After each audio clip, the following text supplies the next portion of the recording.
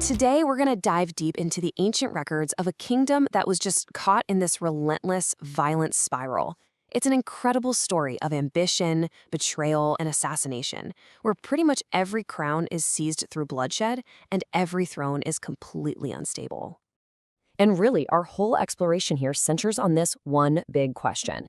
I mean, yeah, it's a story from thousands of years ago, but it gets at something absolutely timeless: the sheer futility and destructive nature of power when it becomes the only thing that matters. All right, first, let's get our bearings. After the reign of King Solomon, the nation of Israel famously split into two. Our story, all this chaos we're about to see, unfolds in the northern kingdom, a land that was pretty much divided against itself right from the very beginning. Now, in this historical account, a good king isn't measured by his wealth or his military power. No, instead, there's one benchmark, one standard that matters above all else, the one set by the legendary King David.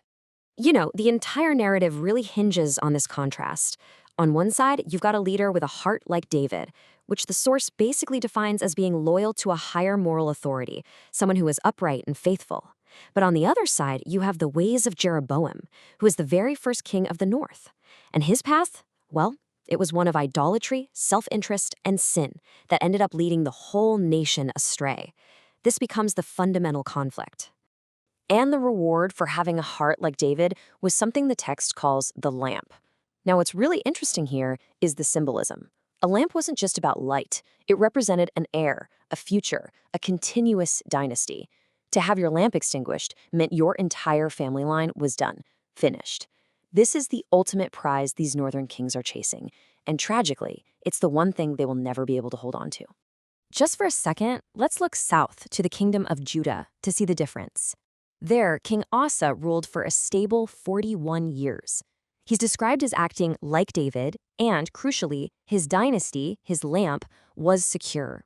Now, he wasn't perfect, nobody is, but his long, stable reign stands in such stark opposition to the bloody chaos we're about to witness up north. Okay, now we turn to the northern kingdom, where the very first coup is about to set a bloody precedent.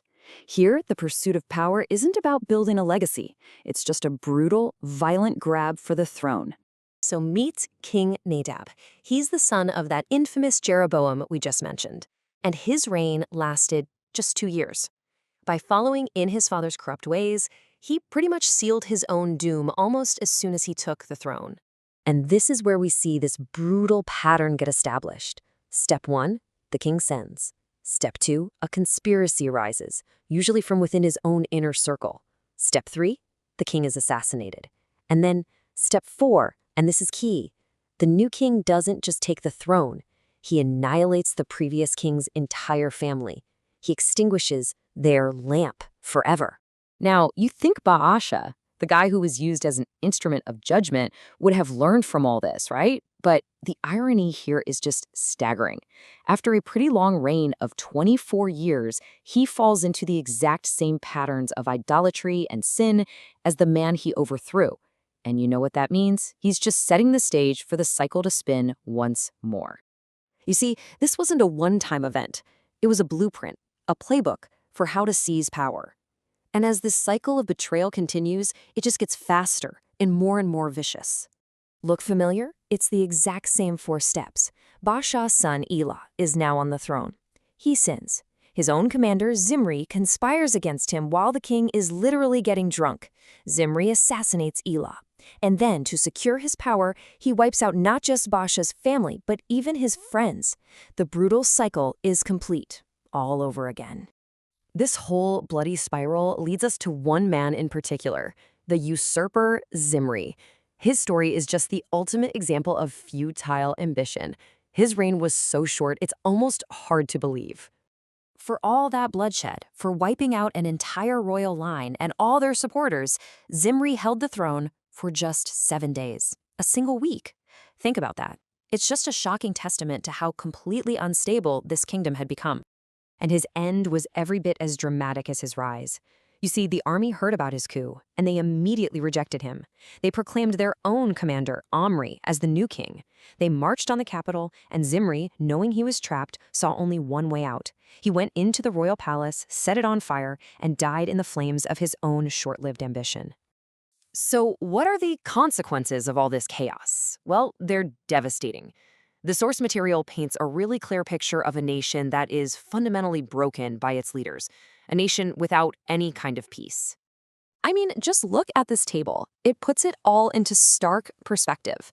Short reigns, violent deaths, and completely destroyed dynasties. For these kings, every single grasp for power led directly and just inevitably to ruin. And this right here is the core takeaway. The reason for all the constant rebellion and misery wasn't just a few bad kings. It was a foundational problem. The source explains that in a nation ruled by men alone, with absolutely no acknowledgement of a higher moral authority, there can be no true peace. It's a recipe for perpetual conflict. And that leaves us with this final thought. We've just seen a really clear historical account where ambition leads only to destruction. And it forces us to ask a much larger question, one that is as relevant today as it was back then. If this path only leads to fire and ruin, what's the alternative? What is the real foundation for lasting peace?